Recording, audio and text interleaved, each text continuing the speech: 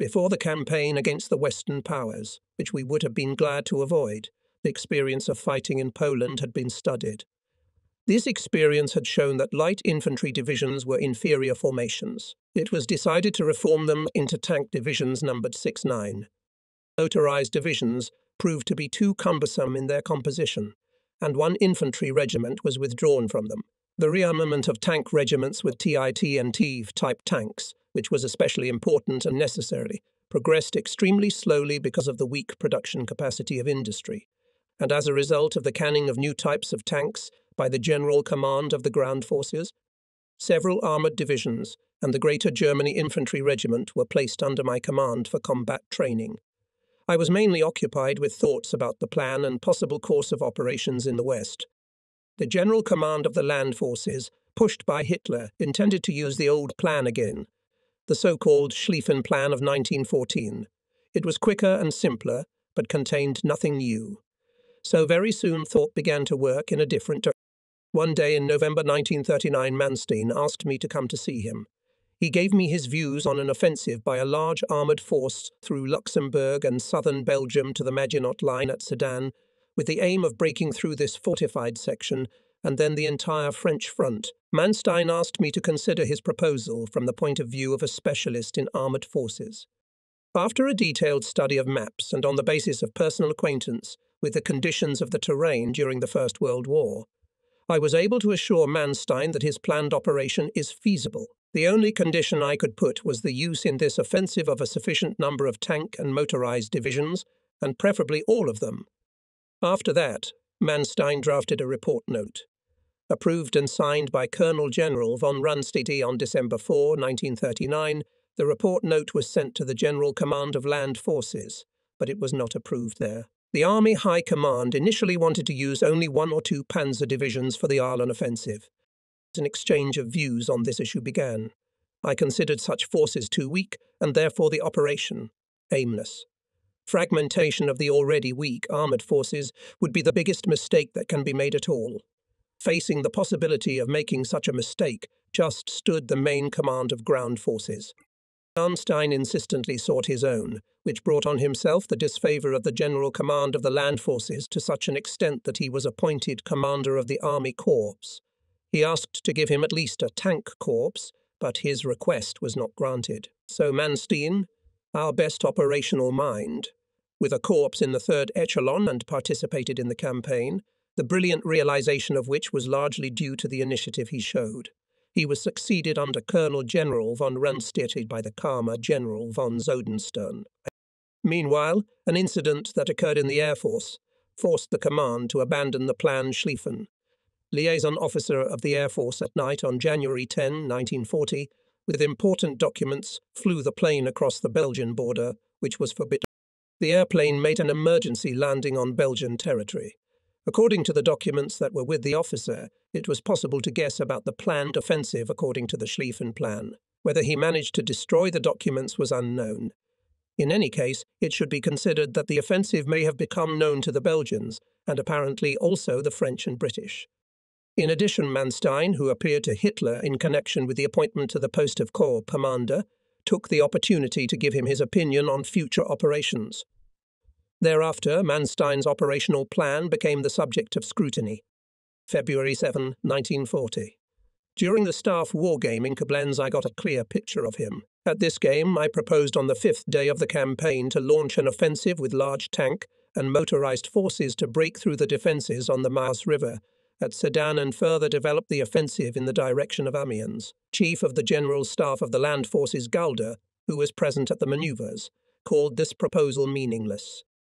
It seemed to him that it is enough to reach the Maas's armoured troops, to create on it pre-bridge fortifications, to wait for the approach of field armies, and then launch a joint offensive. Not earlier than on the 9th or 10th day of the campaign, I fervently objected and emphasized that it is a question of concentrated and sudden use of all the striking power available, in a limited number of tanks in one decisive area, to expand the breakthrough, and then, strengthening the strike group, to go to such a depth so as not to fear for the flanks, and immediately exploit the possible success, regardless of the degree of advance of Army Corps. My opinion of the importance of the border fortifications was supported by Major von Stioter. the fortification specialist attached to the army group, who had carefully studied the matter. Von Stioter based himself mainly on the available aerial photography material, and his arguments were therefore irrefutable. On February 14, in Mayenne at the headquarters of the 12th Army of Colonel General List, for the second time in the presence of Galder, a war game was held, at which the battle for the crossing of the Meuse was played out. The main question put before me was whether the armoured divisions should independently force the river or wait for the approach of infantry. Whether in the latter case they should take part in the offensive immediately after forcing the river, given the difficult terrain in the Ardennes north of the Meuse. The exchange of views proceeded so discouragingly that General von Witterschirm, commander of the 14th Motorized Army Corps, which was to follow my corps, and I concluded by saying that under such conditions we could not believe in carrying out this operation. We stated that this use of tanks was wrong, and that if it were to be carried out as ordered, a crisis of confidence might ensue. The matter became even more complicated when it became clear that Colonel General von Rund, seated also, does not have a clear idea of the combat capabilities of tanks and favoured a cautious solution to this issue. Now that's where Manstein was needed. Especially much had to break the head over the issues of leadership of a large number of armoured formations. Finally, after much debate, settled on the candidacy of General von Kleist, who had not previously been a supporter of tank troops.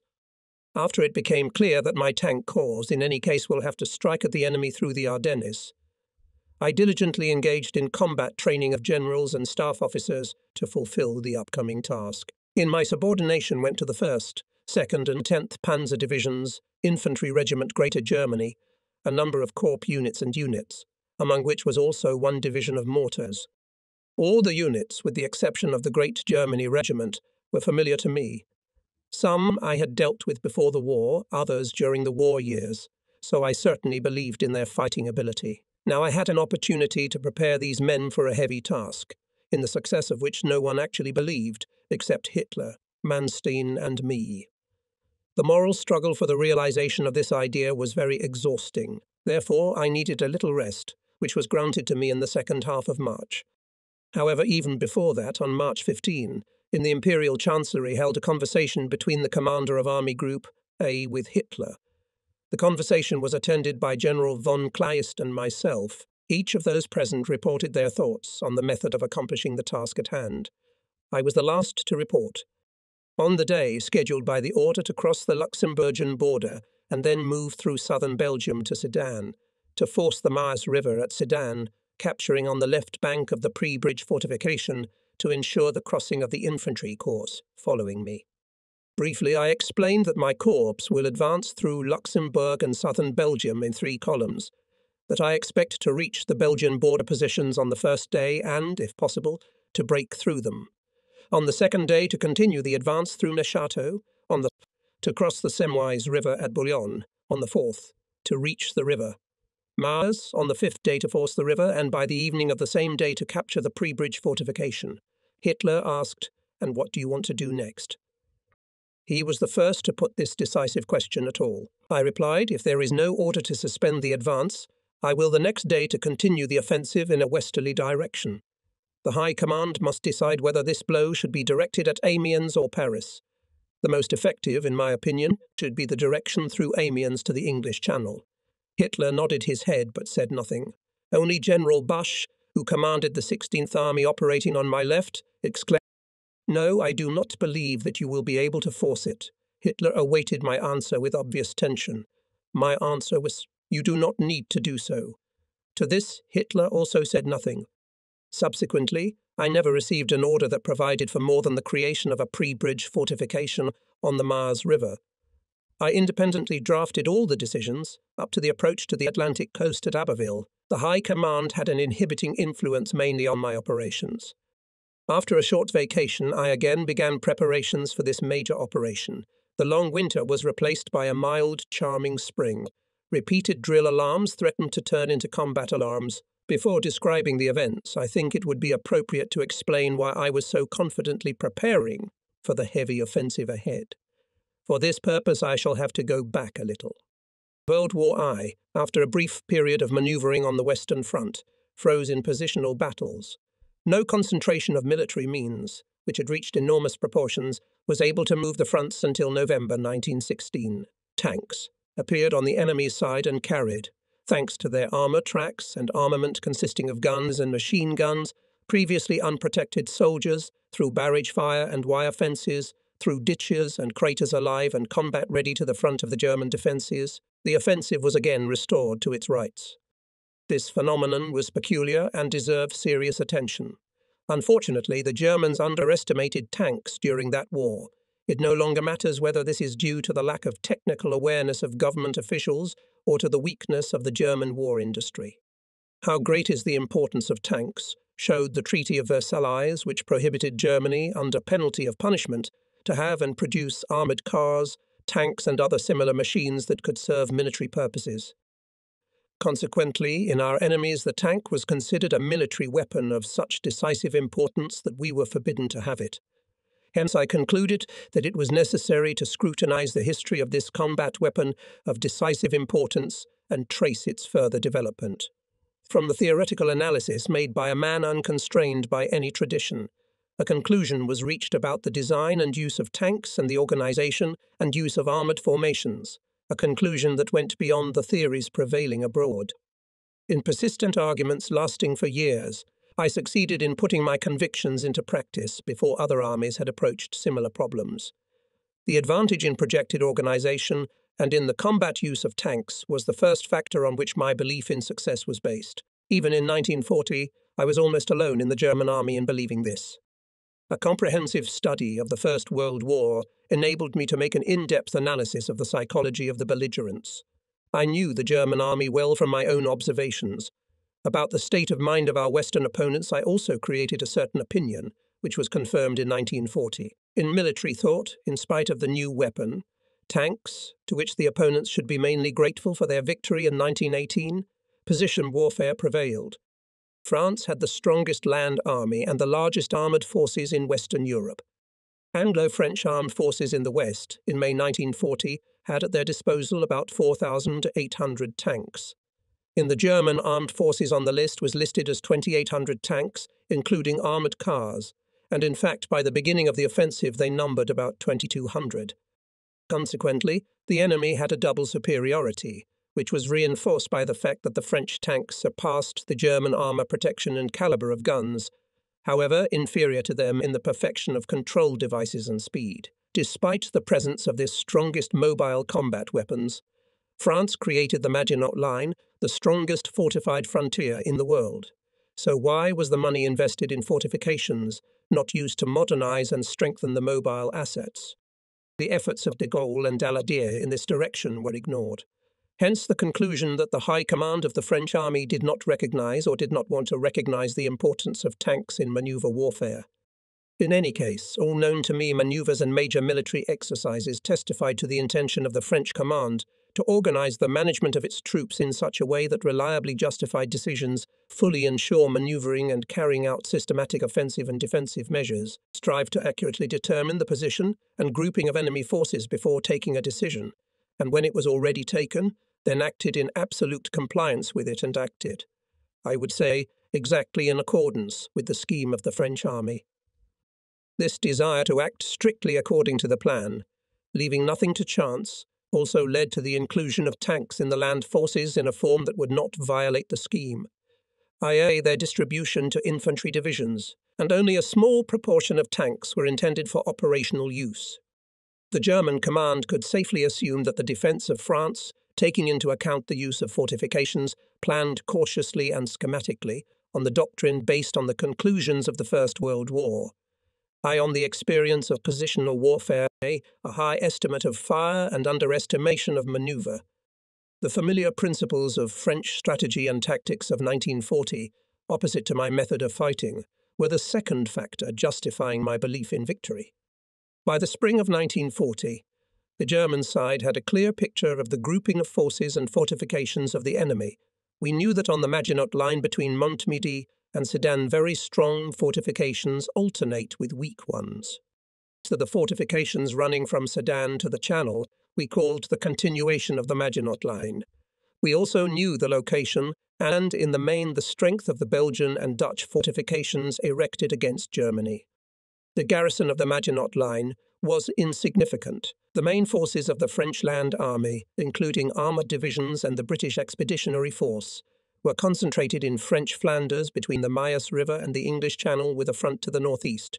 In contrast, Belgian and Dutch troops were deployed to defend their countries against attack from the east. From this distribution of forces, it was possible to infer the enemy's calculation that the Germans would act a second time on the Schlieffen Plan of 1914. Therefore, the main forces of the Allied armies were apparently intended to be used against the encompassing manoeuvre of the Germans through Holland and Belgium. To ensure the advance of Allied troops in Belgium, the French did not have sufficient reserves in the area of Charleville or Verdun. It seemed that the French High Command considered it impossible to any other option for the offensive, except the old Plan Schlieffen. This known to us grouping of enemy forces and the possibility of predetermining his behaviour in the initial period of the offensive German troops were the third factor that determined my belief in victory. To this could still be added some, though less reliable but worthy of mentioning, considerations on the question of the general assessment of our opponents. We knew the French from the First World War and respected them as brave and steadfast soldiers who vigorously defended their country. We had no doubt that they had retained these qualities. As for the French High Command, we were surprised to see that they did not take advantage of the favourable occasion for an offensive in the fall of 1939, when the bulk of the German land forces, especially armoured forces, were tied up in Poland. The reasons for this restraint could not be determined at the time. One could only speculate. At any rate, the caution of the High Command was surprising and suggested that in the top they hoped to avoid a serious military campaign, passive to some extent. The behaviour of the French during the winter of 1939-40 led to the conclusion that the French had little desire to fight. From all this it followed that a purposeful sudden strike by large tank forces through Sedan to Amiens, with access to the Atlantic coast, will meet only a strongly stretched flank of the enemy, which is in readiness to move into Belgium. To repel such a blow the enemy has little reserves. Such a blow promised great hopes of success, which if immediately used could lead to the encirclement of all the main forces of the enemy advanced into Belgium. It was now a question of convincing my superiors, and, to the same extent, my subordinates of the correctness of my thoughts, and thus of obtaining the freedom of action authorized from above and the correct understanding from below. If the resolution of the first question was very imperfect, the latter was much better. In the event of an offensive in force remained the order that the 19th Army Corps, advancing through the northern part of Luxembourg and the southern part of Belgium, reaching the river Maas at Sedan, to form a pre-bridge fortification on it, which will enable the infantry divisions advancing behind it to force the river. In case of sudden success, no instructions were given. There were developed issues of interaction with aviation. I had to coordinate my actions with the short-range aviation connection of the extremely brave General von Stutterheim and with the aviation corps of General Lorze. In order to organize effective interaction, I invited pilots to the exercises I organized and myself took part in the war games conducted by Lorze. The subject of discussion at these war games was the crossing of the Meuse. After careful analysis, we came to an agreed decision. To use aviation during the entire period of forcing the river, I to make not one combined strike by bombers, but from the very beginning of the crossing by constant attacks and disturbing raids to paralyze the enemy's artillery batteries in open firing positions, forcing the gun crews to constantly take cover from actual and false raids. On the map were mapped the tasks of the troops by time and boundaries. Shortly before the beginning of the offensive, at the request of Goering on transport aircraft type Storch, was loaded with a battalion of Infantry Regiment Greater Germany, with the purpose of landing it in the morning on the first day of the offensive directly behind the front of the Belgians at Vitry, west of Martelange. The battalion's actions were intended to cause the enemy to be uncertain about the ability to defend their border fortifications. In order to quickly advance through Luxembourg and the southern part of Belgium, the three armoured divisions of the Corps entered the battle simultaneously in the first echelon, having close contact with each other on the inner flanks. The 1st Armoured Division was to advance in the centre, followed by Corps Artillery, Corps Headquarters, and most of the anti-aircraft artillery. In the initial period of the offensive, these forces struck the main blow. The 2nd Armoured Division was advancing on the right, and the 10th Armoured Division with the Greater Germany Infantry Regiment on the left. The 1st Armoured Division was commanded by General Kirchner, the 2nd by General Fiel, and the 10th by General Schall. All three were well known to me. I believed in their abilities and in their goodwill. They knew my combat principles. They knew that tank formations going on the road have a travel ticket to the final stop. In our campaign, the final goal was the English Channel. This sounded clear and convincing to every soldier, even if he did not receive orders for a long time after the offensive had begun. May 9, 1940. In the afternoon, at 13H, 30 Min. Sounded the signal of battle alarm. At 4 p.m., I left Koblenz and arrived by evening at the Corps Command Post in Sonninghof near Bitburg. The troops were standing, as ordered, in readiness along the border between the Wanden and Echternach. May 10 at 5 hours, 35 Min. I crossed with the 1st Armoured Division concentrated in the Wallendorf area, the Luxembourg border at Martelange. The vanguard of the 1st Armoured Division broke through the border fortifications, established contact with the Airborne Landing Regiment Great Germany, but advanced into the territory of Belgium only to a small depth, as it was prevented by severe destruction on the roads. The destroyed sections of roads in the mountainous terrain could not be bypassed. During the night, the roads were restored. The 2nd Armoured Division fought for Strenchan. The 10th Armoured Division advanced through Aix-la-Neuve towards the French troops. Corps headquarters moved to Rambroche, east of Martelange. On May 11, in the afternoon, mined areas along the Belgian border were overcome. By mid-afternoon, the 1st Armoured Division began its offensive. With tanks in the 1st Echelon, the division was advancing on fortified positions erected on both sides of the Nechateau and defended by Ardennes gamekeepers from the Belgian border troops and French cavalry. After short fighting with few losses, the enemy positions were broken through and Nechateau was taken. The 1st Armoured Division immediately organised a pursuit, captured Bertry and already at dusk reached Bouillon, where the French, however, managed to hold out another night. Both other divisions advanced without delay with little fighting, the 2nd Armoured Division taking Libremont. The 10th Armoured Division suffered minor losses at Aix-la-Neuve. On May 10, Lieutenant Colonel Ellerman, commander of the 69th Infantry Regiment, was killed at Sainte-Marie. On the night of May 11, the commander of the tank group Kleist ordered to immediately turn the 10th Panzer Division to Longwy to ensure the left flank of the group, as there was a report that the French cavalry advancing from there. I asked to refrain from this, given that the diversion of 1/3 of my forces for the sake of ensuring the flank from a possible attack of enemy cavalry could disrupt the forcing of the Myers River, and thus the success of the entire operation.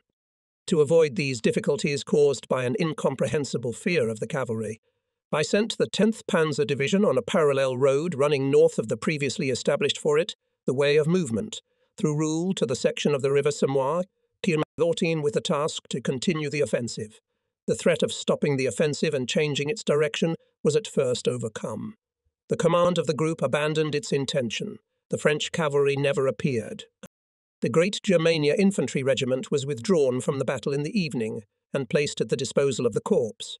Corps headquarters was stationed at Nechateau during the night. On Trinity Day, May 12 at 5 o'clock, I left with the 1st Echelon of my headquarters via Bertry, Fay-le-Venner, Belvos for Bouillon, which at 7 o'clock. 45 men was attacked and quickly captured by Lieutenant Colonel Bolk's 1st Infantry Regiment. The bridge over the Semoy River was blown up by the French, but the tanks were able to ford the river at various points. The engineers of the division immediately began to build a new bridge. Convinced of the expediency of the measures taken, I crossed the river and followed the tanks in the direction of Sedan, but had to return to Bouillon again, as the roads were mined. In the southern part of the city, I had to endure the first enemy air raid on the bridge gunning area of the 1st Armoured Division. The bridge, fortunately, remained undamaged. Only a few houses caught fire.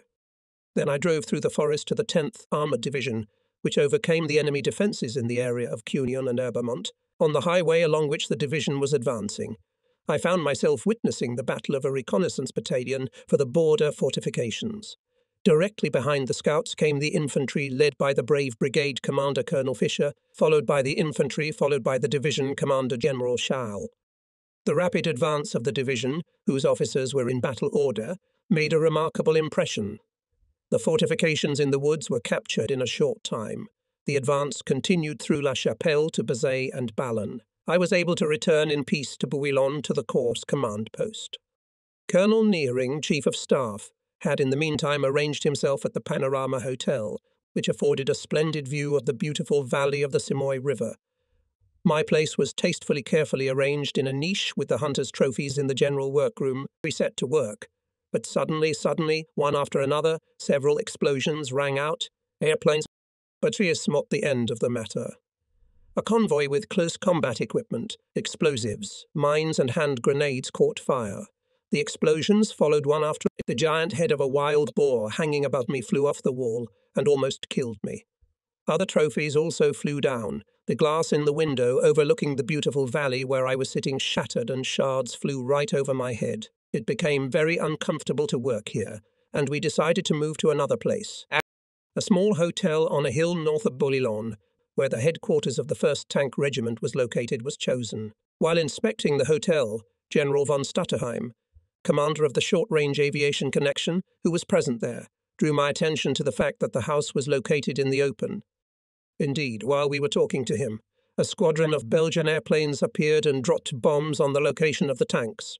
Casualties were minimal, but we had to agree with Stutterheim's warnings, and we decided to go even further north to the next settlements, Belvoque and Noirfontaine. But before this second move had even begun, a Storch airplane came to pick me up and was to take me to General Kleist's group headquarters for orders.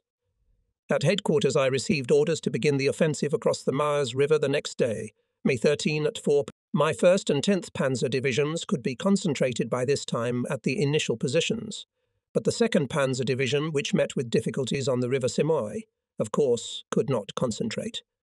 I reported on this circumstance, which was of great importance, given the smallness of the entire advancing group.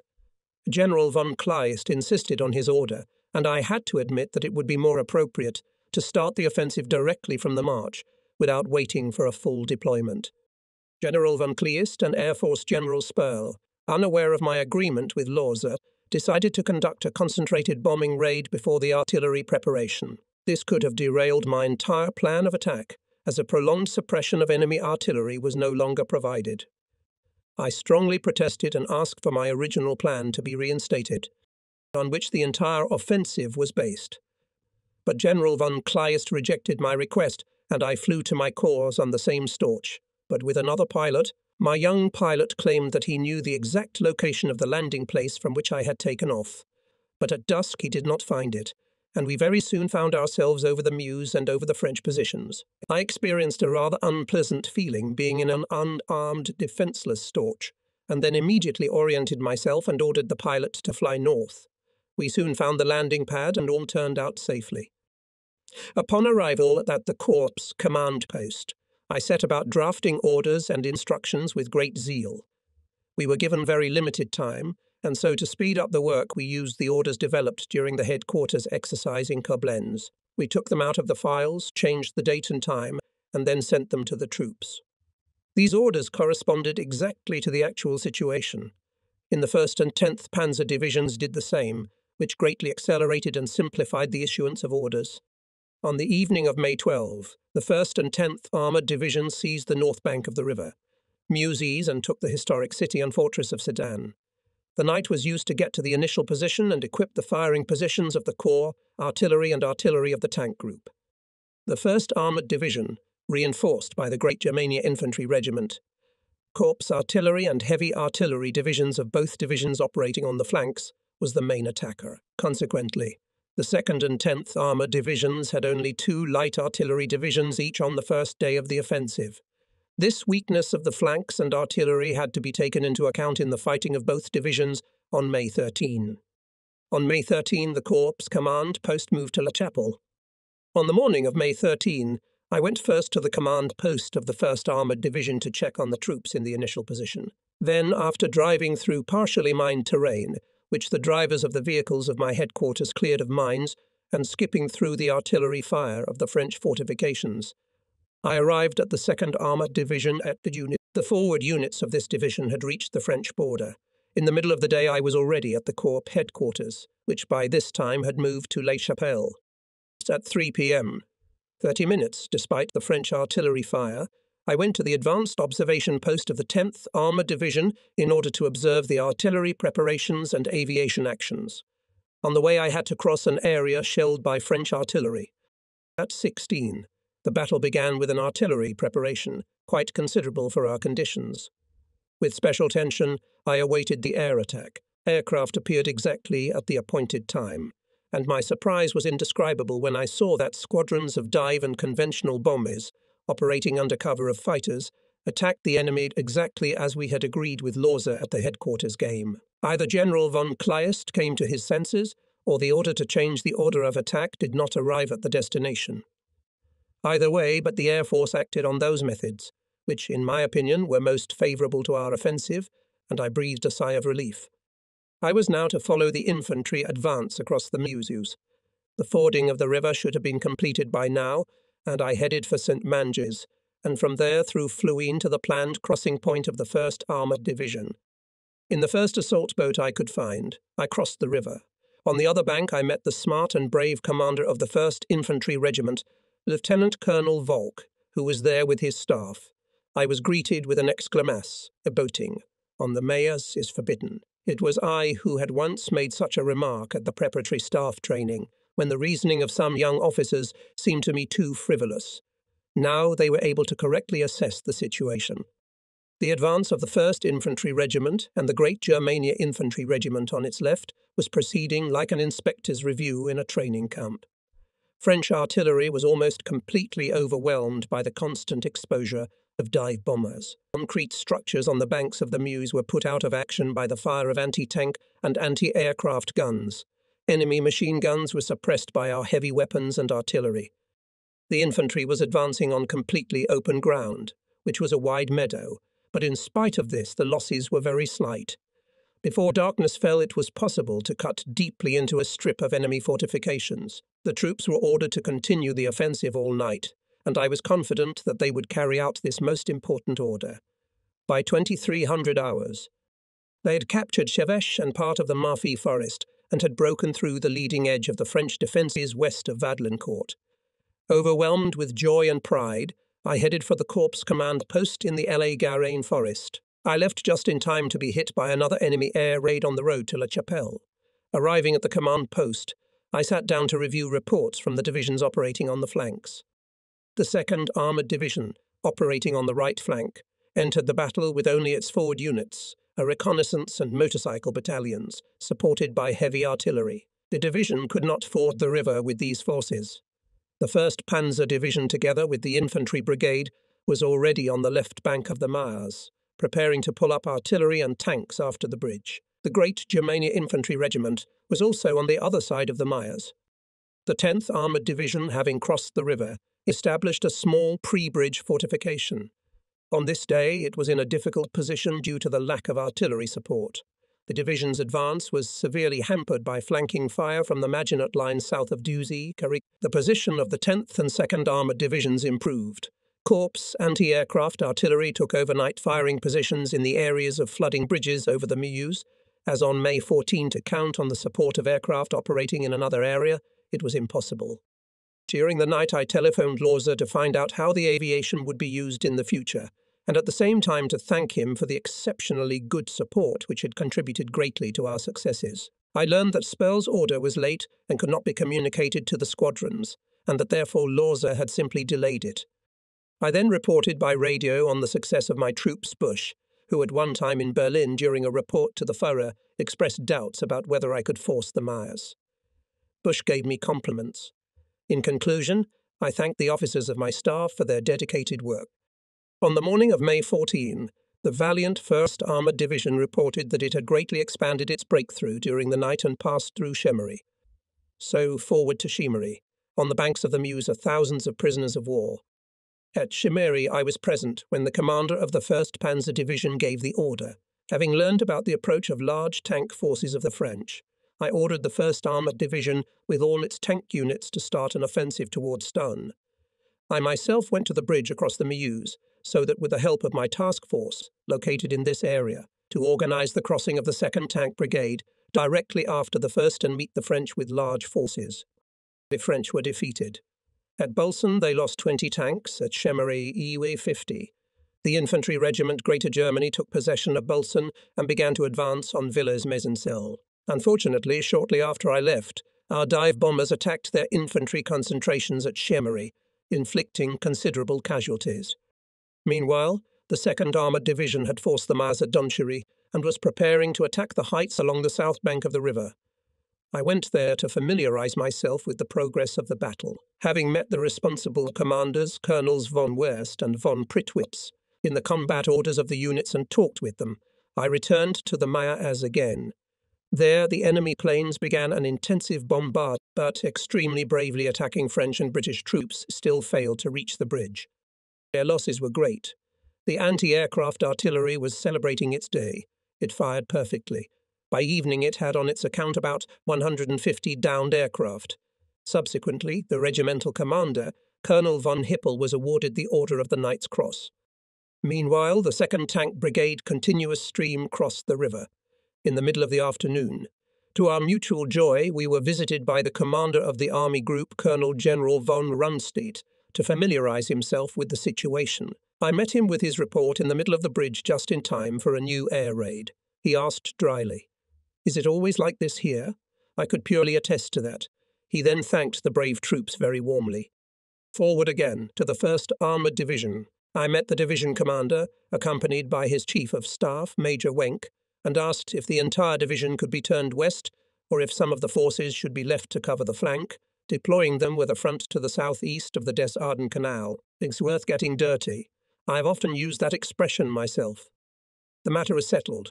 The 1st and 2nd Armoured Divisions immediately received orders to turn with all forces to the right, force the Des Ardennes Canal and advance westward with the task of completing the breakthrough of the French front. To coordinate the actions of both divisions, I went through Donchery to the headquarters of the 2nd Armoured Division, which was located in the castle of Rocan. From here I had a good view of the terrain over which the 2nd Armoured Division was advancing on May 13 and 14. I was surprised that the French long-range artillery from the Maginot Line so weakly and ineffectively shelled the concentration of our troops in the initial positions. Subsequently, when visiting the Maginot Line, the success of our offensive seemed to me just a miracle. In the afternoon, I again returned to the command post to think about the organization of interaction between the divisions on May 15. Directly behind my course followed the 41st Army Corps Riengaard, and beginning on May 12, he was introduced into the battle on the right flank of the 19th Army Corps in the direction of Mézières-Charleville. On May 13 it had crossed the Meuse and was now advancing westward.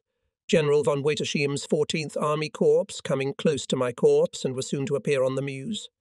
The 1st Armoured Division had forced the Des Ardennes Canal and, breaking stubborn enemy resistance, reached Singly and Wondrous. Tank units of the 10th Armoured Division passed the line of Mezonceau, Rocouret, Flober, and reached the heights south of Belsen, Telon with their main forces, capturing from the enemy more than 40 guns.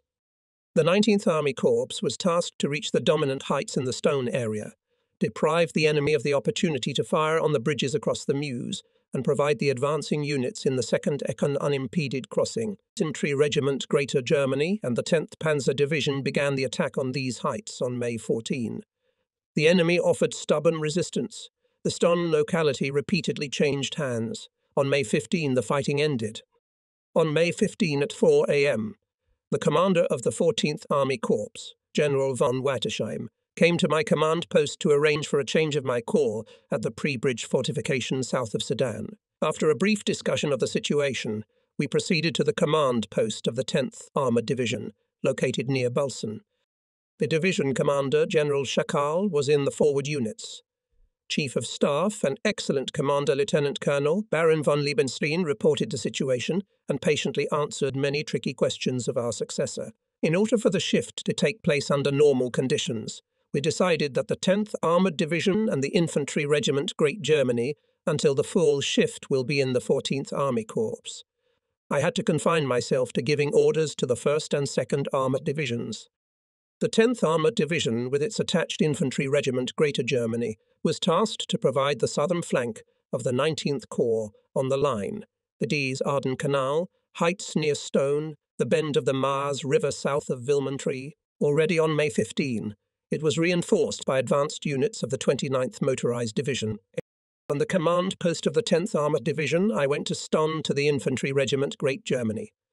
There, the French launched an attack and some nervousness was felt in the mood, but the positions were eventually held. I then proceeded to the New Corps command post in the woods near Sapone-Fescia, already on the south bank of the Meuse. The night passed, contrary to my expectations, very restless. But this was not due to the actions of the enemy, but to the difficulties created by our command. Commander of the tank group Kleist ordered to suspend the offensive and limited to the defence of the pre-bridge fortification. I did not want and could not agree with this order, for it meant the loss of the moment of surprise and a complete abandonment of the initial success already achieved. Therefore, I contacted first the Chief of Staff of the tank group, Colonel Zietzler, and when I failed to resolve the issue with him, then directly with General von Kleist. I insisted that the order to halt the offensive be rescinded. After very lively and repeatedly interrupted negotiations, General von Kleist finally authorized the continuation of the offensive for another 24 hours, in order to expand the pre-bridge fortification to accommodate the infantry corps. I touched on Jentsch's mission in the conversation, and with this I was reminded of the miracle on the Marne of 1914. The thought probably caused an uneasy feeling among the group commanders. Satisfied that I had won the right to maneuver freely, I headed in the early morning of May 16 to the headquarters of the 1st Panzer Division. I drove through Vandress to Abont. The situation at the front was not yet quite clear. It was only known that during the night there was heavy fighting around Bouvelmont, so to Bouvelmont. On the street of the burning village I met the regiment commander, Lieutenant Colonel Bork, who reported on the events of the night. The troops had had no real rest since May 9, and therefore felt very tired. Ammunition was running low. Soldiers in the front line slept in the trenches. Doc himself, wearing a sports waterproof jacket and with a knotted stick in his hand, told me that it was possible to capture the village at night only because he replied to his officer's proposal to stop the offensive. Then I alone will capture the village and move forward. His men followed him. Bork's dusty face and inflamed eyes spoke of the hard day and sleepless night he had endured. For this battle he had received a Knight's Cross. The enemy, a good Norman infantry division, and a brigade of Spags fought very bravely. His machine guns kept the whole street of the village under fire. It is true that the enemy had not been firing artillery for some time. Bork shared my opinion that the enemy resistance is paralyzed. In the morning we got into our hands a captured French order, if I am not mistaken, signed by General Gamelin himself. The order said, "It is time to finally stop the flow of German tanks." This order further strengthened my conviction that it is necessary to continue the offensive by all means, because, obviously, the combat effectiveness of the French seriously worried their high command. Now only to move without delay, without stopping. I ordered the men to line up and read them the trophy order, explaining its meaning and emphasizing the importance of the immediate continuation of the offensive. Then I thanked the soldiers and officers for the combat successes and demanded to gather all the forces to finally consolidate the victory. After all this, I gave the order to disperse to the tanks and continue the offensive. The veil that kept us in the dark soon fell. We came to the operational space and at a rapid pace began the pursuit. In Poixterren I met the Chief of Staff of the 2nd Panzer Division. Lieutenant Colonel von Quast informed him of the situation and went to Neuvillon-Porcian, and from there to Moncornet. On the way I overtook the marching column of the 1st Armoured Division. The soldiers cheered up. Now they realized that this breakthrough, a complete victory. They greeted me with joyful shouts. "Well done, wonderful guy." Our old man saw the fast-moving Heinz. In the market square of Moncornet I met General Kempfs, commander of the 6th Panzer Division of the Rheinguard Corps, whose troops, having crossed the Meuse, came to the city at the same time as my units. We had to distribute the territory of the city between 3 armoured divisions, the 1st, 2nd and 1st, which in their irresistible onslaught to the west flooded its streets. We had no orders from the group as to the dividing line between the corps, so we immediately on the spot united all divisions and began to continue the offensive to the last drop of gasoline. My advanced units reached Marle and Dursey. Meanwhile, I ordered the officers accompanying me to search the houses in the marketplace, and in a short time several hundred French prisoners from various units were collected. It was evident from their eyes how surprised they were at our sudden appearance. A tank company of the enemy, which had tried to break into the town from the southwest, was taken prisoner. It was part of General de Gaulle's division, which we knew was in the area north of Laon. In the small village of Sois east of Montcornet, A Corps command post was deployed and communications were established with the 1st and 2nd Armoured Divisions. On the progress of the day's fighting and our intentions to resume the pursuit of the enemy on May 17, we reported by radio to the headquarters of the tank group.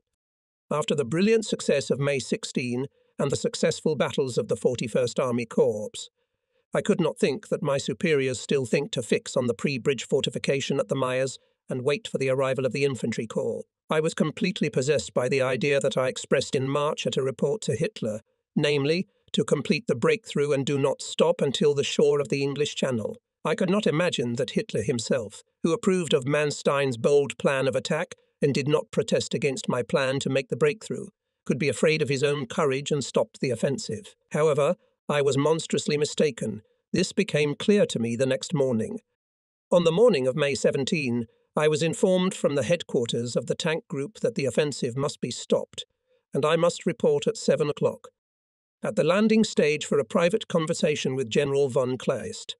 The latter appeared exactly at the appointed time and, without responding to my greeting, began to sharply reproach me for ignoring the plans of the High Command. He did not utter a word about the progress of my troops.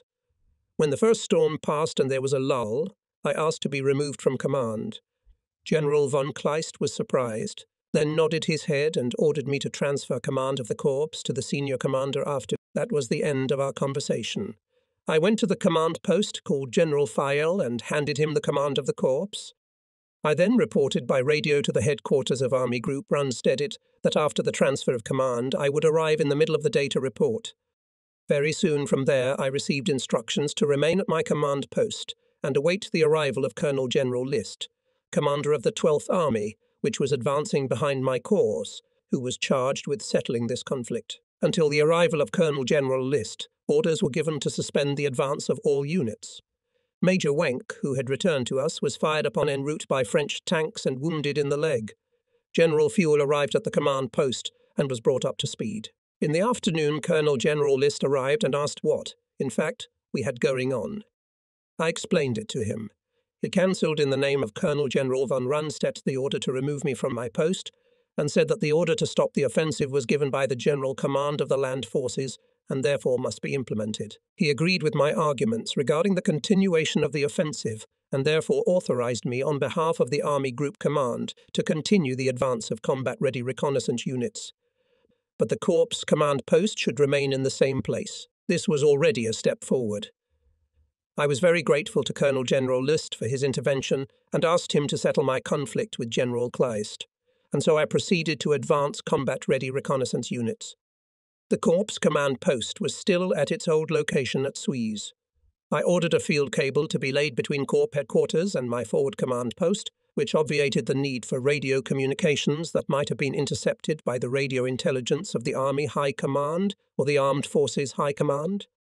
Even before receiving orders to halt the offensive, the 1st Armoured Division had occupied Ribemont on the Oiri River and Crécy on the Sire River on the morning of May 17. Advance units of the 10th Panzer Division, withdrawn from the area south of Sedan, reached Freyecourt and Sols-Monklin. Already in the evening of May 17 managed to create a pre-bridge fortification on the River Oise near Moya. On May 18 at 9 o'clock, 2nd Panzer Division came to St. Canton. Acting to the left of the 1st Panzer Division also on this day forced the Oise and moved in the direction of Peronne. The 10th Armoured Division was following the advanced divisions on the left, also on Peronne. On the morning of May 19, the 1st Armoured Division succeeded in establishing a pre-bridge fortification on the Somme River near the city.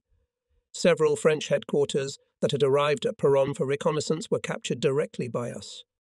The forward command post of the Corps moved to Vilsec. On May 19, we passed the battlefields of World War I on the Somme. During the offensive north of the Aisne and Somme rivers, securing the exposed left flank was initially entrusted to flank cover consisting of scout, tank fighter, and sapper units. There was little threat from the flank. As early as 16 May we knew of the presence of a French armoured division, General de Gaulle's new formation, which, as already mentioned, had first engaged at Montcornet. De Gaulle confirmed our information a few days later. On May 18, several tanks from his division came within 2 kilometres of my forward command post in the Onona forest, guarded only by a few 20 anti-aircraft guns I survived a couple of hours in lingering obscurity until these formidable guests turned back. There was also knowledge of a French reserve army of about 8 infantry divisions forming up in the Paris area. We did not suppose that General Freyeux would move against us while we ourselves were still in motion. According to French principles of combat, he had to wait for accurate information about the location of the enemy, so it was a question of keeping him in the dark. This was best accomplished by a continuous offensive. On the evening of May 19, the 19th Army Corps reached the line Cambrai-Peronne. According to my calculation, the 1st Armoured Division could be ready to advance on Amiens by 9 o'clock. I booked myself a car for 5 o'clock, as I wanted to witness this historic act. The officers on my staff thought that I wanted to leave too early and advised me to delay my departure, but I insisted and was right, when, on May 20, at 8 o'clock. At 8:45 a.m., I arrived on the northern outskirts of Amiens. The 1st Armoured Division was preparing to go on the offensive. On the way, I ascertained that the 10th Armoured Division was at Peronne and learned interesting details about how the 1st Armoured Division's shift was proceeding. Parts of the 1st Armoured Division, defending the bridge fortification, were withdrawn without waiting for the arrival of the shift because Lieutenant Colonel Bolk, who commanded them, did not want to miss the moment of the offensive on Amiens, which he considered more important than the defence of the bridge fortification. Landgraf, who had replaced him, was extremely indignant at such frivolity, but Balk replied to his reproaches. "Well then, seize this bridgehead again. I had to capture it. Fortunately, the enemy gave Landgraf time to retake the abandoned bridgehead without a fight. I bypassed from the South Albert, still in enemy hands, and headed for Amiens, meeting countless columns of refugees on the way. The 1st Armoured Division's offensive was progressing well, and by mid-afternoon the town and a bridgehead about 7 km deep were in our hands. I took a quick look at the captured terrain and town, especially the beautiful cathedral, and quickly headed down the road to Alba, where I expected to find the 2nd Armoured Division. I rode toward the stream of advancing troops and refugees. Many enemy vehicles were wedged into the German marching columns, the drivers of which hoped to remain undetected in the thick dust, reach Paris and avoid capture. In a short time I took 15 British prisoners. At Albert I met General Feuillet. The 2nd Armoured Division captured an English battery on the training ground, which was armed only with training shells, for no one had expected our appearance. Prisoners of war of various nationalities filled the square and streets of the city. The fears of the 2nd Armoured Division that the offensive would have to be suspended for lack of fuel soon dissipated. The division was ordered to reach Abbeville today. By 19 o'clock, it carried it out, passing through Dullen, Berne, Beaumont, Saint-Requier. It is true that our planes put this division at a disadvantage by bombarding it from time to time. After I visited the commander of the 2nd Armoured Brigade, Colonel von Pretwitz, who was characterized by great mobility and made sure that he spoke at Abbeville, I went to Carrier, northeast of Amiens, where the Corps headquarters was moved. Here we were attacked by our own airplanes. It was such an unfriendly act that our anti-aircraft artillery returned fire and got one such inattentive bird. Both pilots parachuted out and were soon sitting in front of me looking at each other with unpleasant surprise. When the first agonizing part of the conversation was over, I propped the young men up with a glass of champagne. Unfortunately, they crashed a new reconnaissance armoured vehicle that had just arrived. Still that same night, Spitz Battalion of the 2nd Panzer Division marched across the Noyle to the Atlantic coast. It was the first German unit to make its way to the ocean. On the evening of this momentous day, we did not know in what direction we would have to continue the offensive. Kleist's Panzer Group also did not receive orders to continue the operation. The day of May 21 was lost, waiting for orders. I used the day to visit the summer crossings, the pre-bridge fortifications at Abbeville. On the way, I asked my soldiers how they regarded the operations carried out. "Very good," replied an Austrian from the 2nd Armoured Division, "but 2 days we wasted." Unfortunately, he was right. May 21 came the order to continue the offensive northward with the task of seizing the Channel ports. I wanted to send the 10th Armoured Division through Eden, Saint-Omer on Dunkirk, 1st Armoured Division on Calais and 2nd Armoured Division on Boulogne, but had to change my plan because at B hour. May 22 received an order from the command to allocate the 10th Panzer Division in the reserve of the tank group. Consequently, at my disposal for the offensive on May 22 remained only the 1st and 2nd Panzer Divisions. Unfortunately, my request in order to quickly seize the Channel ports to leave me all 3 divisions was not satisfied. With a heavy heart, I had to abandon the immediate offensive of the 10th Armoured Division at Dunkirk. The 1st Armoured Division, together with the infantry regiment arrived from Sedan, Great Germany, was now headed through Same, d'Evry to Calais. The 2nd Armoured Division was advancing along the coast to Boulogne. On May 21, an interesting event took place north of us. The British tanks made an attempt to break through towards Paris. Near Arras, they ran into the still unfired at that time SS Division Deadhead and caused panic in its ranks. They did not get through, but in some way affected the mood of the headquarters of the tank group von Kleist, which suddenly began to show nervousness. On the soldiers, this influence did not spread. On May 21, the 41st Army Corps, with the forces of the 8th Panzer Division, reached Eden. The 6th Panzer Division occupied Boise. On the morning of May 22, the offensive began. At 8 o'clock, was crossed the boundary of the River Oti in a northerly direction. Advance northward could not take place with all the forces of the 1st and 2nd Armoured Divisions, because both divisions, and especially the 2nd Armoured Division, had to leave garrisons to defend the Somme pre-bridge fortifications. Until they are not replaced by parts of the advancing behind us 14th Army Corps of General von Wittersheim, with whom we had already met at Sedan when he carried out a similar mission. On May 22, fierce fighting began near Devers, Same and south of Boulogne. Against us acted mainly the French, but there were also the British, Belgians and even some of the Dutch who had broken away from their units.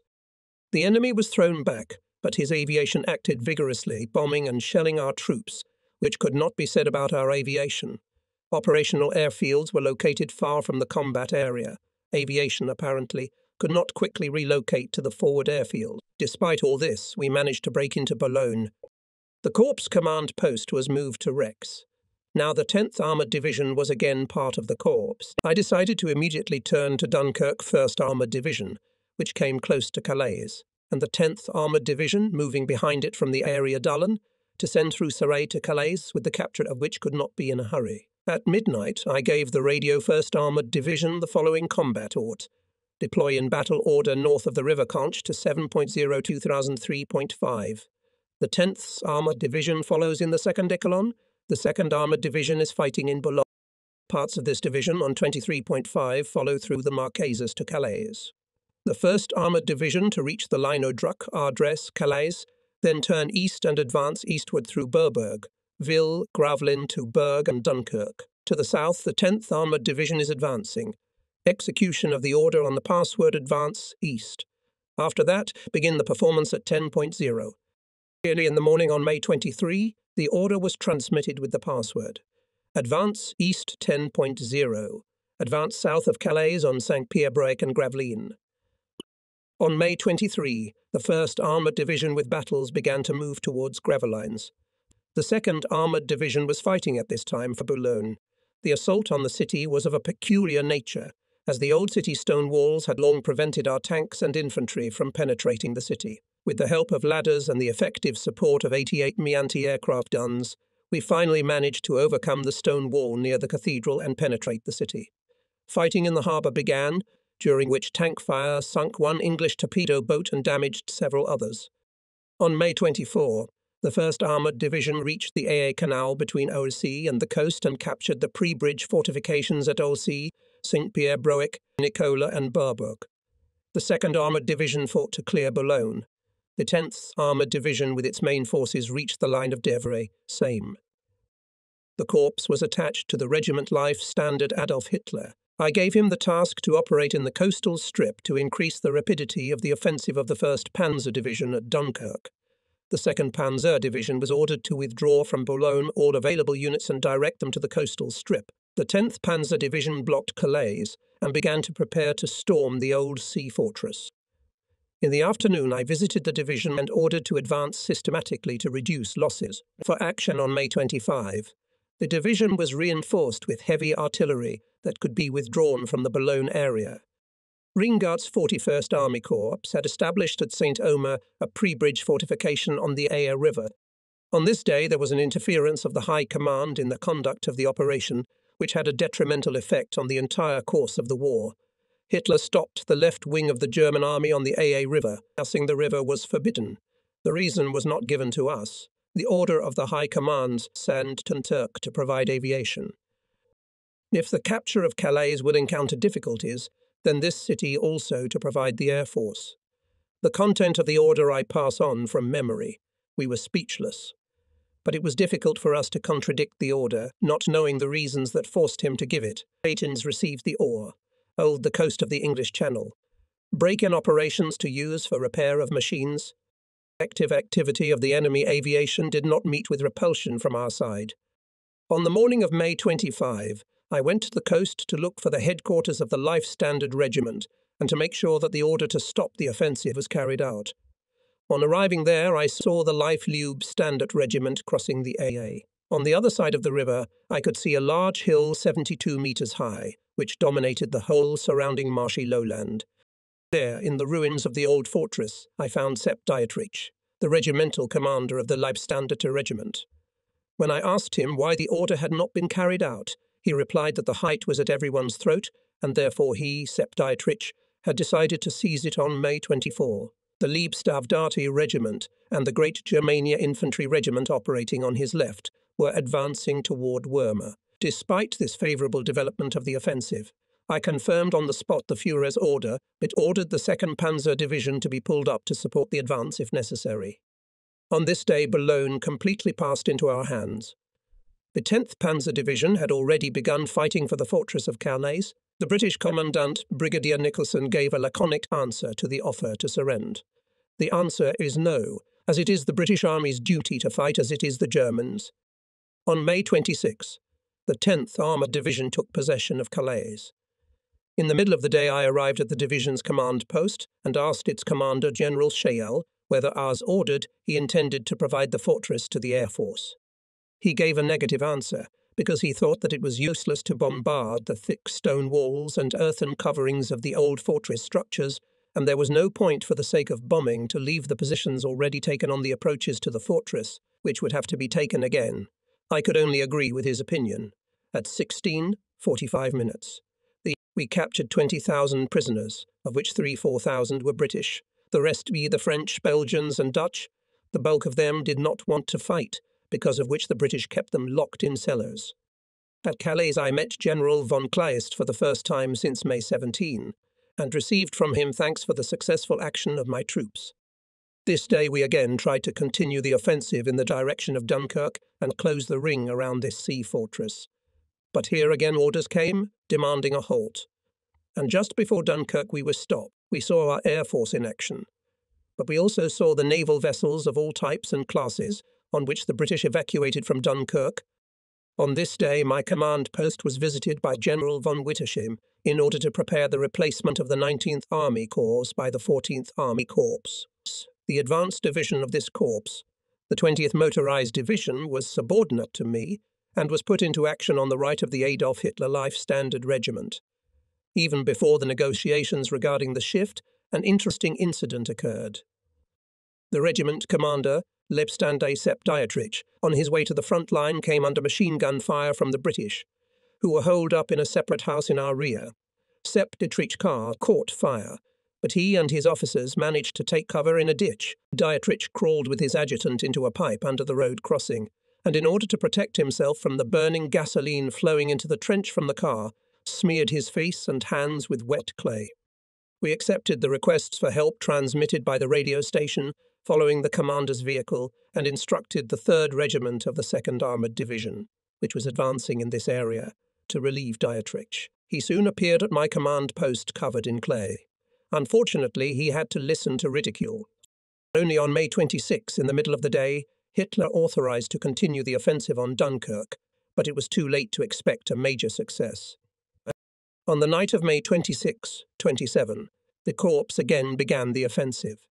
The 20th Motorized Division, which was attached to the Regiment Life Standard Adolf Hitler and Infantry Regiment Great Germany, reinforced with heavy artillery, was tasked to advance on Wormer. The 1st Panzer Division was ordered, operating from the right flank, to join the advancing troops to develop success. The Great Germania Infantry Regiment, effectively supported by the 4th Armoured Brigade of the 10th Armoured Division, reached its objective, the crusty Pitgam Heights. A tank reconnaissance battalion of the 1st Armoured Division occupied Brooker. Increased movement of enemy sea transports from Dunkirk through the strait was noticed. By May 28, we reached Worm and Burberg. On May 29, the 1st Armoured Division took possession of Gravelines. However, the capture of Dunkirk occurred without our participation. The 19th Army Corps was replaced on May 29 by the 14th Army Corps. This operation would have been carried out much faster if the High Command did not stop several times the troops of the 19th Army Corps and did not prevent its successful advance. It is very difficult to say what turn the war would have taken if then at Dunkirk managed to capture the expeditionary forces of England. At any rate, far-sighted diplomacy could have benefited greatly from such a military success. Unfortunately, this opportunity due to Hitler's nervousness was lost, subsequently motivating his decision to stop the offensive of my corps. He said that the territory of Flanders, with its many canals, allegedly unsuitable for the action of tanks. This explanation cannot be recognized as satisfactory. On May 26, I expressed my sense of gratitude to my brave troops in the following corps or volunteers of the 19th Army Corps. 17 combat days in Belgium and France are behind us. A path of exactly 600 kilometers separates us from the German border. We have reached the coast of the English Channel and the Atlantic Ocean. You overcame the Belgian fortifications on this way, forced the Maas River, broke through the Maginot Line on the historic battlefield near Sedan, seized important heights in the area of Stony, then swiftly passed through Saint-Quentin and Peronne, and with battles came to the lower Somme near Amiens and Abbeville. You crowned your military exploits with the capture of the Channel coast with the sea fortresses of Boulogne and Calais. I demanded that you refuse to sleep for 2 days. You held out for 17 days. I ordered you to fight in spite of the threat on your flanks and rear. You never hesitated. With exemplary confidence in your strength, and with faith in the realization of the tasks before you selflessly carried out every order. Germany is proud of its tank divisions, and I am happy to be your commander. We honor the memory of our fallen comrades. We are confident that the sacrifices made were not in vain. Now we will prepare for new feats. Long live Germany and our fury Adolf Hitler. Signed, Guderian. Winston Churchill, in his Memoirs of World War II, suggested that Hitler, by stopping the advance of tank units on Dunkirk, wanted to give England a chance to make peace or wanted to improve the prospects for Germany to make a favourable peace with England. Neither at that time nor later have I met with facts that could support this view. Another assumption by Churchill that the tank units were allegedly stopped by Rundstedt's decision is also untenable. As a participant in these battles, I can assure that although the heroic resistance of Calais deserves all recognition, but it had no influence on the course of hostilities at Dunkirk. On the contrary, it is correct to assume that Hitler and above all Göring believed that the superiority of the German Air Force is quite sufficient to prevent the evacuation of British troops by sea. Hitler was mistaken, and this delusion had dangerous consequences, for only the capture of the British Expeditionary Army could strengthen the British intention to make peace with Hitler or increase the chances of success of a possible landing operation in Flanders. I received news of the wounding of my eldest son. Fortunately, this wound was not life-threatening. My second son had been awarded the Iron Crosses of the second and first class in France. He fought in a reconnaissance battalion of a tank division, but remained alive and even unharmed. On May 20, General Kirchner received the Knight's Cross. He was followed on June 3 by General Fayolle, Colonel Fischer, Lieutenant Colonel Bork, Oberleutnant Etzold, Lieutenant Handwauer, and Fieldfell Rubart. Later, several other officers and soldiers received awards. May 28. Hitler ordered the creation of a tank group under my command. On June 1, the Corps headquarters moved to Sinail-Petit, southwest of Charleville, to prepare for the continuation of the campaign. Then, in the first days of June, in the area southwest of Charleville, was formed Guderian's tank group. The group's headquarters was made up of officers from the headquarters of the 19th Army Corps. Tested Officer Colonel Neering remained Chief of Staff, Major Bayerlein, Head of Operations, Lieutenant Colonel Reibel, Head of the Personnel Department. The tank group consisted of the 39th Army Corps, consisting of the 1st and 2nd Armoured Divisions and the 29th Motorized Division, the 41st Army Corps consisting of the 6th and 8th Armoured Divisions, and the 20th Motorized Division, as well as several units directly subordinate to the group command. The tank group itself was subordinate to Colonel General List's 12th Army. The march to the new areas of concentration was successful. Especially well made the march of the 1st and 2nd Panzer Divisions moving from the coast. The total length of the route was 250 km, but because of the detours that had to be made, as many bridges were destroyed, had to pass about 100 km more. The strong fatigue of the men and worn-out material also had an impact. Fortunately, it was possible to give the troops a few days to rest and to repair the material. As a result of such a successful first period of the campaign in the West, all enemy forces in Holland, Belgium, and northern France were paralysed. The front in the south was opened. In this environment, it was possible to destroy the main forces of tank and motorised forces of the enemy. In the upcoming second period of the campaign, the main task was to defeat the remnants of the French ground forces, a total of about 70 divisions, including 2 British divisions, and then conclude a favourable peace. So at least we thought at the time. Concentration and deployment of troops to continue the campaign was faster. On the right flank on the Sami River, than in the centre on the rivers Sier and Aisne. Therefore, the Offensive Army Group von Bock could begin as early as June 5, while the Offensive Army Group von Rundstedt scheduled for June 9. Acting as part of the Army Group von Rundstedt, the 12th Army was tasked to force the River Aisne and the Aisne Canal between Château-Porcian and Attigny, and then move in a southerly direction. The forcing of the river and the canal running parallel to the river at 8 points was to be carried out by infantry corps. After the creation of pre-bridge fortifications and building bridges, tank divisions of my group were to go on the offensive through the fighting order of infantry, to go on the operational space and, depending on the situation, to move either to Paris or to Langres or to Verdun. I was assigned the task of reaching the Langres Plateau, where I was to receive orders for the subsequent offensive. I asked the commander of the 12th Army to allow me to advance divisions forward to the designated places of crossings and independently force the Aisne. I was afraid that during the passage through the fighting order and the rear of the infantry corps, with their large wagons on the roads, will create traffic jams, which could hamper the management of divisions. But the commander wanted to keep the armoured divisions to complete the breakthrough and therefore rejected my request. So the tank group took the initial position behind the infantry corps with the expectation that the 4 armoured divisions to cross the river and on 8 bridges as soon as they are completed their guidance. Both motorised divisions were to advance behind the tank divisions of their corps.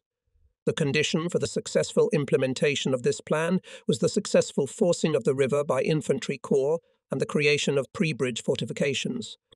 On June 8, the command post of the tank group was transferred to Berny.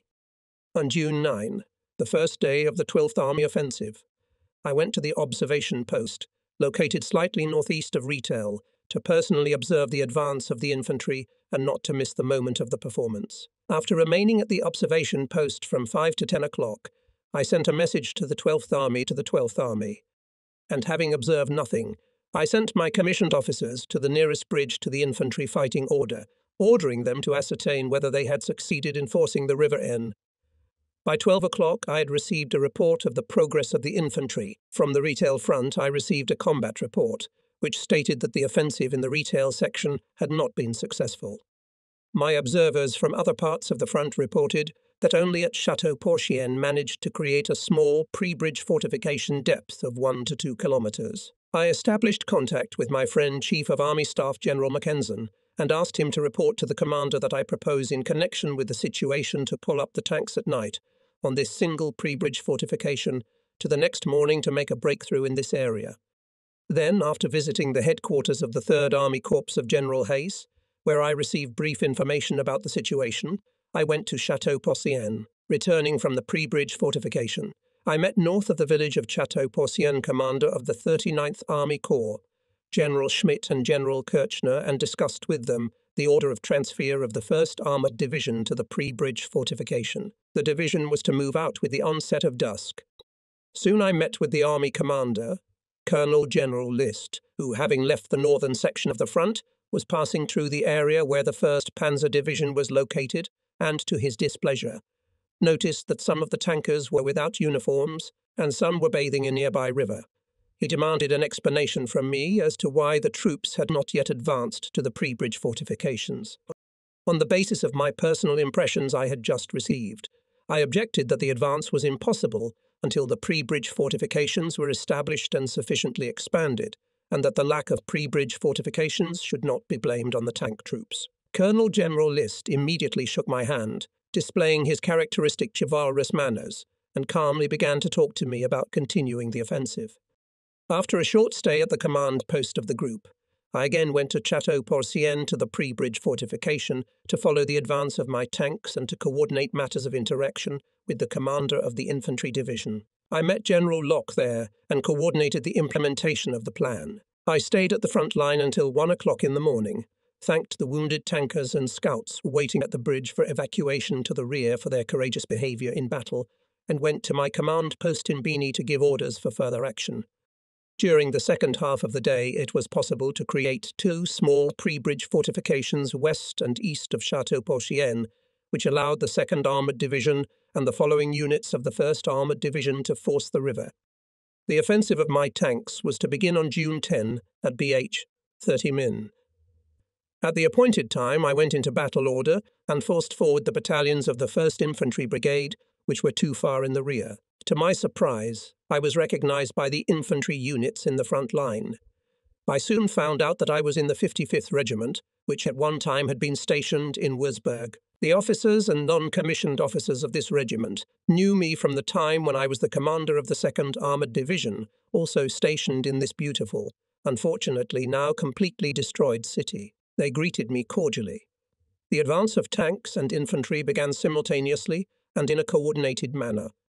The advancing troops passed through Avencon and Tanyon at a rapid pace and moved towards Nafliz on the Riton River. In the open terrain, the tanks met almost no resistance, as the new French tactics of the main importance attached to the defence of settlements and woodlands, abandoning the defence of open terrain. In villages, our infantry, meeting stubborn enemy resistance, had to fight for individual houses and take barricades. At the same time, the tanks, which were bothered only by the ineffective fire of the French heavy artillery, located in the rear behind the still-held front at Rétol, broke through to the river Riton and forced this marshy river at Neflizy. The 1st Panzer Division continued the offensive on both banks of the Riton River. South of the river, the 1st Tank Brigade was advancing. North of the river Balk's infantry was operating. About mid-afternoon, when we approached Juneville, large tank forces of the enemy launched a counterattack. South of Juneville, a tank battle ensued, ending in about 2 hours with our victory. In the afternoon, we took possession of Junieville. During the battle, Balk personally captured the French regimental banner. The enemy withdrew to La Neuville. During the tank battle, I tried in vain to hit a French B tank with the fire of a French Trophy 47 M anti-tank gun. All the shells bounced off the thick armour walls without causing any damage to the tank. Our 37 and 20 mm guns were also not effective against this machine. Therefore, we were forced to take casualties. At the end of the day, north of Juneville again fought hard with French tanks that had launched a counterattack from Anil to Perth. These tanks were driven back. Meanwhile, the 2nd Armoured Division forced west of Chateau Porcien and began to advance southward. By evening it reached the line Udecourt-Saint-Étienne. Ringart's corps, which had not had time to ford the Aisne River at the point assigned to it, crossed the river after the 1st Panzer Division. It was calculated that the capture of Juneville would soon force the enemy to cease resistance at Rétol, resulting in the corps having freedom of action. The command post of the group was in the woods of Sévigné on the Aisne River, southeast of Chateau Porcien. For the night I headed there, deadly tired. Without even taking off my headdress, I threw myself on a pile of straw and immediately fell asleep. The caring Ribel had ordered a tent to be pitched over me and posted a sentry near it to allow me to sleep for at least 3 hours. And on the morning of June 11, I arrived in the area of La Neuville, where the 1st Panzer Division was advancing. Balk showed me the banner he had captured. The offensive took place as on the training ground. Artillery preparation, the advance of tanks and infantry, the capture of the settlement, the breakthrough in the direction of Biteneville, a settlement well known to me from the First World War. On the river Supay, the enemy increased resistance, but his attack with a force of 50 tanks, probably from the composition of the 7th French Light Division, was inconclusive. We took the settlements of Noroa, Ben and Hilaire Psy. The 2nd Armoured Division reached Epoise. The 29th Motorized Division reached the woods southwest of this locality. Advancing on the left of the 39th Army Corps, 41st Army Corps, Riengaert had to, before continuing to advance in a southerly direction, to repel the attack of the 3rd Mechanized and 3rd Armoured Divisions of the French, moving from the area of the Argonne Mountains on the left flank of the corps. In the afternoon, returning to the command post of the group, I learned of the intention of the Commander-in-Chief of the Ground Forces to visit the tank group. I met Colonel General von Brauchitsch already at the command post and reported to him the situation on my section of the front and my further intentions. I did not receive any new instructions. In the evening, the command post was transferred to Junierville. On June 12, the offensive continued. The battle was fought by the 39th Army Corps, consisting of the 2nd Armoured Division, advancing on Chalon-sur-Marne, 29th Motorized Division, and 1st Armoured Division, advancing on Vitry-le-France. The 41st Army Corps was to advance with its right flank across the Somme-Pite-Soup. The movement of tanks was hampered by the unrelenting pressure of infantry, who crossed the River Aisne after the tanks. The infantry in some areas caught up with the fighting tank units, and because of insufficiently clear delineation of the offensive lanes intermingled with them, all requests to regulate the order of movement addressed to headquarters were in vain. At some crossings of the River Soupe, unpleasant incidents between soldiers of different branches of the army were played out. Both infantry and tanks wanted to fight in the first echelon. Day and night marched brave infantry to meet the enemy. On the morning of that day, we crossed the Champagne Plateau, familiar to me since the fall of 1917. I headed for the 29th Motorized Division of General Baron von Langemann, which had just arrived at the front and which I found on the northern edge of the Montmalonly ground camp. The division commander, who was in the position of a reconnaissance battalion, was just giving orders for an attack on the camp occupied by the enemy. The order was short and clear. All this together made a very good impression. Satisfied with everything I had seen, I could go on to Chalon-sur-Marne to the 2nd Armoured Division. By the time I arrived, our units had already reached Chalon-sur-Marne. Forward reconnaissance patrols passed the bridge over the Marne, but unfortunately did not immediately check the explosion chambers, despite clear instructions that in this regard should be acted with great. And just as our soldiers were about to cross the bridge, it went up in the air. Unjustifiable losses. While I was still in conversation with General Field regarding the continuation of the offensive, I was summoned to the command post of the group to meet the commander of the army group, Colonel General von Rundstedt. By evening, the 1st Armoured Division had reached Bussy-le-Château. It moved on to Ypres on the Rhine-Marne. Riengaert's corps on this day was engaged in defensive fighting with the enemy advancing from the Argonne Mountains in a westerly direction.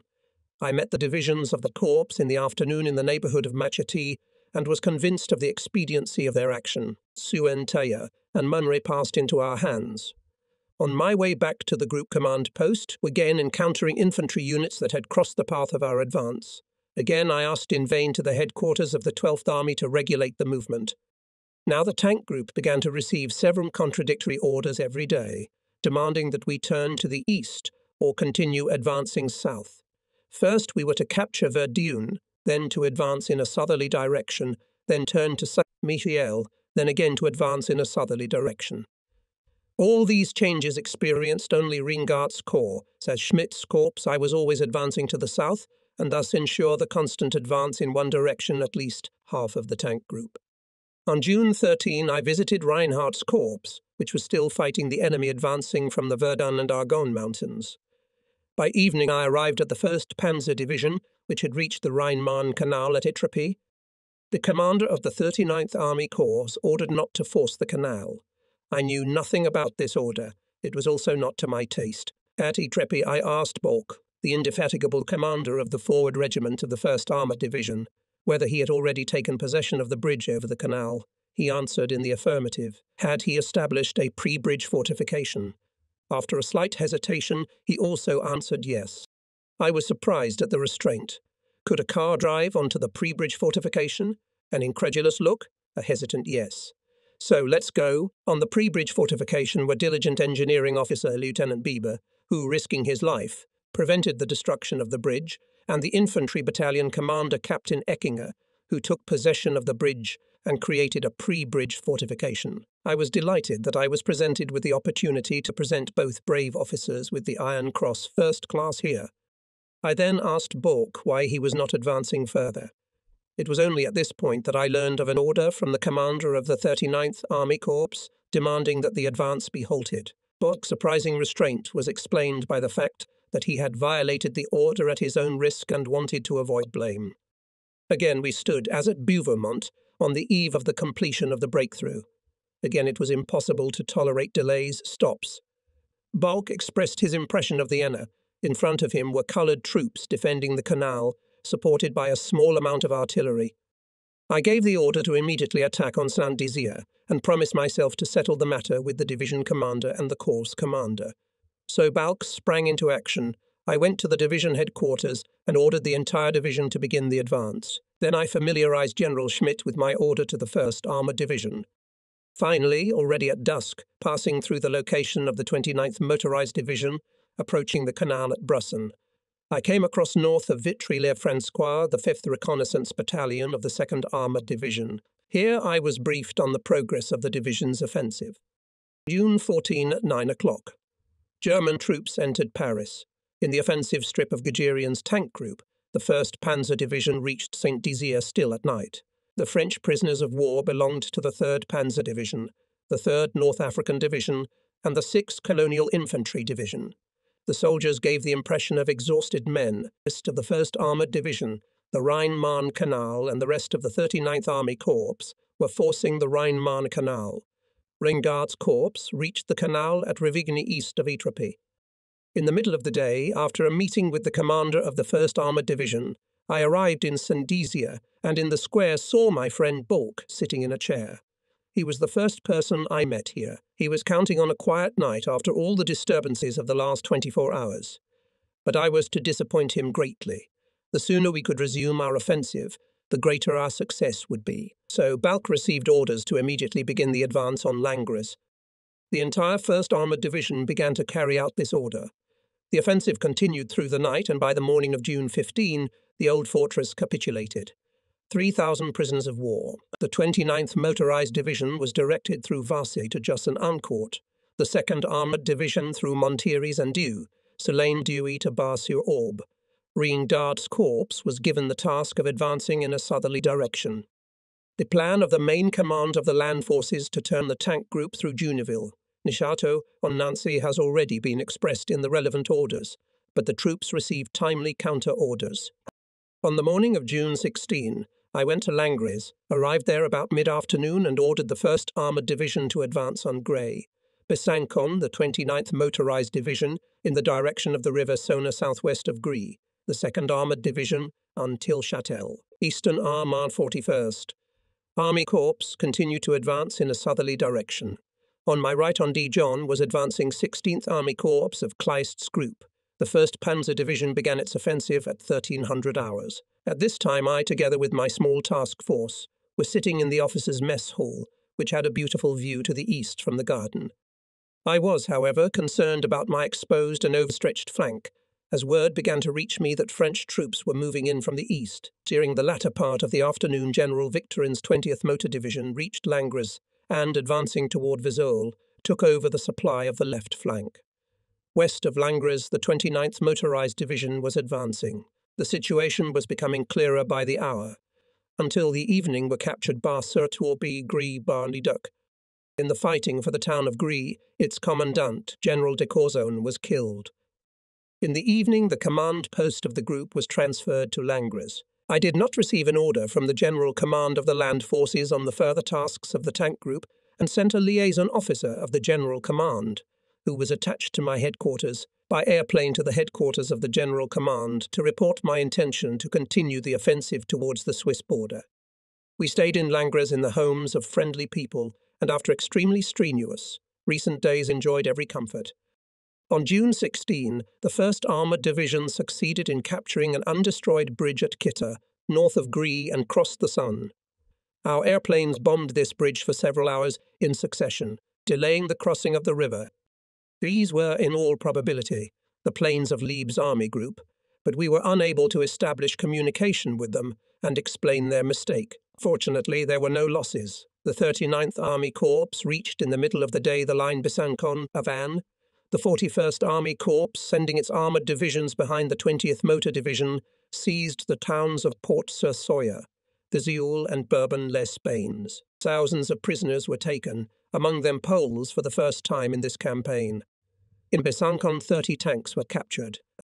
On June 17, Colonel Nearing, my indefatigable chief of staff, gathered on a small terrace between the headquarters room and the wall of the old fortress all the officers of the headquarters to warmly congratulate me on my birthday. He was happy that he could relate his congratulations to the report of the withdrawal of the 29th Motorized Division to the Swiss border. This success was a very great joy for all of us. I immediately went to this division to congratulate the brave troops on this momentous occasion. At 12 o'clock, I arrived at Pontarlieu to General Baron von Langemann, having overtaken on my long journey the main force of the division, which continued to advance. Everywhere the soldiers congratulated me joyfully. On my report about the exit to the Swiss border at Pontarlieu, Hitler responded with a request. Your report is based on a mistake. It means in all probability Pontarlieu on the River Saône. Only my reply, there is no mistake. I myself am at Pontarlieu on the Swiss border, reassured the incredulous high command of the armed forces.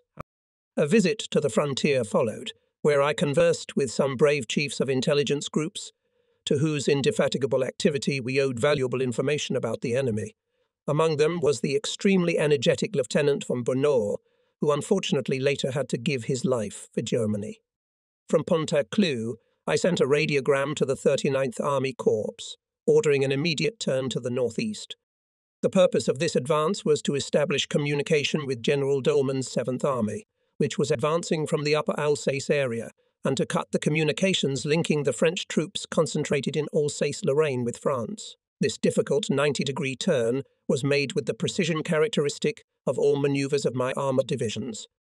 Although, according to orders, the divisions' routes of movement overlapped, nevertheless the march was accomplished without difficulty. I felt a sense of satisfaction when in the evening I found in my headquarters order of Army Group Lieb, according to which my tank group was reassigned to this group and headed for Belfort, Epinal. We could report that the said manoeuvre was already in progress. 6 years later, while in Nuremberg prison, I found myself in the same cell with Field Marshal Ritter von Lieb. One day in that gloomy place we had a conversation about 1940. Field Marshal Ritter von Lieb could not understand how I was so suddenly quick to carry out his order to attack Belfort, Epinal, and I had to give him an explanation. The coincidence of the operational views of the commanders of the tank group and the army group led to the adoption of the same decision, hiding at headquarters, located in the picturesque village of Avans near Besancon, above the valley of the River Oak. I had the good fortune to see my second son Kurt, who a few days before had been transferred from the reconnaissance battalion of the 3rd Panzer Division in the convoy battalion of headquarters. Taking advantage of his business trip, he stopped by to see me that day. Around midnight, I received a call from Major Wenck, Chief of Operations of the 1st Armoured Division, reporting that the division had reached Montbéliard, thus reaching the objective indicated to it by the 39th Army Corps. Wenck continued that the division still had sufficient fuel to continue the offensive. Since he could not contact the corps commander, he decided to appeal directly to me to ask permission to continue the offensive at Belfort. It goes without saying that he received the desired permission, for I had in no way intended to make a halt at Montbéliard. Probably some accidental circumstance forced the 39th Army Corps to stop the divisions not at Belfort, which was specified in my order as the final object of the offensive, but at another intermediate point. At the decisive moment, the Corps headquarters was changing its location, and so the division could not contact it. It was a story of a traffic ticket to the terminus. The moment of surprise was fully utilized. After a short rest, I headed for Belfort on the morning of June 18. Between Montbéliard and Belfort along the highway stretched French motor convoys that had already capitulated to our troops. Among them were many heavy artillery. At the entrance to the old fortress were thousands of prisoners. However, there were no German military flags on the forts and shots were still coming from the city. In Belfort, in a deserted and quiet square, I stopped a liaison motorcyclist from the 1st Armoured Division and asked him to escort me to the division headquarters. The nimble young man escorted me to the Hotel Paris, where the division commander was. There I was met by Wenck, My appearance at such an early hour greatly surprised him. He reported my arrival to the commander, who was taking a bath. I well understood the desire of the officers of the headquarters to clean up after the fever of the last few days, and used the time before Kirchner's arrival to sample the breakfast prepared for the captured French officers. I then ordered a report of the situation. The division had taken possession of only a part of the town, and the forts were still in French hands. Negotiations were begun, but only the troops occupying the barracks agreed to surrender. The garrisons of the forts refused to surrender without a fight and were attacked by our troops. The division created a battle group to take possession of the forts and the fortress, and in the middle of the day began their assault. The first to fall was Fort Basse-Perche, then under me surrendered Fort Haute-Perche and the fortress. The method of taking possession of the fort and forts was quite simply a short fire raid by the artillery of the 1st Armoured Division, then an advance to the fort by Eckinger's infantry battalion on armoured personnel carriers accompanied by 88 Mien anti-aircraft guns, which stopped against the Gorga fort. The infantrymen approached the glacis without casualties, dismounted from the vehicles, crossed the ditches and climbed the rampart. The anti-aircraft gun was firing at the Gorga fort at this time.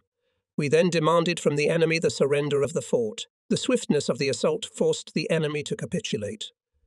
As a sign of complete surrender, our military flag was hoisted over the fort, and the assault group proceeded to capture the next fortification. Our losses were quite insignificant. Other units of the 1st Armoured Division under Colonel Nedvig reached this day Giromagny, north of Belfort. They took 10,000 French soldiers and officers prisoner, captured 40 mortars, 7 airplanes and a large amount of war materials. On the same day, the headquarters of the tank group was moved to Montbéliard. Meanwhile, the French government had resigned and the old Marshal Pétain formed a new cabinet, which proposed an armistice on June 16. Henceforth our main task was to establish communication with General Dolman and to close the ring around the enemy's forces in Alsace-Lorraine. While the 29th Motorized Division was advancing with fighting through the Jura Mountains toward Lomont and toward Mount Pronterithe, the 2nd Armoured Division reached the Upper Moselle at Rupt and Remiremont. General Kemps's 6th Armoured Division took possession of Epinal. The fighting for Epinal was much like the 1st Armoured Division's fighting for Belfort. In each of these fortresses were captured 40,000 prisoners. The advanced units of the 7th Army, operating in Upper Alsace, reached Nieder-Asbach. On June 19 the advance continued, with the 7th Army in contact at La Chapelle, northeastern Belfort. Some resistance was offered only by the eastern forts of Belfort, but soon they also capitulated. Parts of the 1st Armoured Division stormed Alsace-Bellepin and Ballon-de-Servans, and at midnight took possession of Tillot. The 2nd Armoured Division captured the fort of Rueil-sur-Moselle. In the Vosges began the offensive with a broad front. The infantry divisions of the 1st Army Corps, advancing from the north to Epinal, had to be suspended, as their further advance would cause congestion on the roads already clogged with tank units. The infantry, who also wanted to take part in this campaign, sharply expressed their dissatisfaction to the group command. I immediately sent by airplane my chief of operations, Major Barlin, to Colonel General Ritter von Lieb, to explain to the latter the reasons that prompted me to stop the advance of the infantry divisions. Major arrived at the general just in time to prevent an explosion of anger of the commander. The headquarters of the tank group was moved to the old resort place in the Vosges, Plombiers, known even to the ancient Romans. Here we had a good 3 days. The resistance of the French was completely broken. June 20 fell Cornimont, 21 Bassin in the Vosges. The 2nd Armoured Division reached Saint-Arme and Litholi. The 29th Motorized Division reached Delle and Belfort. We took about 150,000 soldiers and officers as prisoners of war.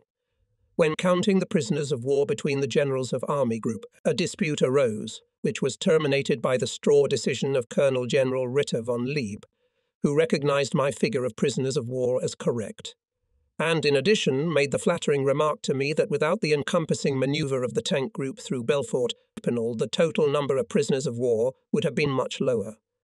The total number of prisoners of war of the tank group after the forcing of the River Aisne was 250,000.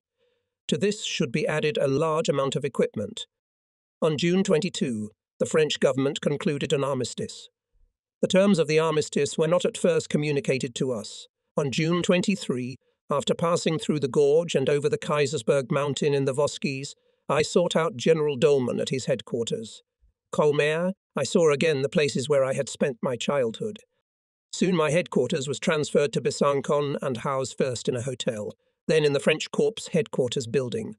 I took advantage of the end of hostilities to thank my commanders and staff officers for their hard work and combat exploits. Our cooperation had been perfect. The brave troops had carried out the arduous tasks assigned to them with the greatest devotion. Truly, they could be proud of their successes. On June 30, I bade them farewell with the following oar. Guderian's Group, Besançon, June 30, 1940. Orders for the Tank Group. At a time when the Guderian Group is changing its organizational composition, I wish to bid a heartfelt farewell to all headquarters and troops who are leaving the group and going to other tasks. The victorious march from the Aisne River to the Swiss border and the Vosges will go down in history and remain in it as a heroic example of a breakthrough made by mobile troops. I thank you for this feat, which was the perfect culmination of my struggles and aspirations for a whole decade. With the same enthusiasm and with the same success, continue to fulfill new tasks until the final victory of the Great Germany. Heil Führer, Guderian,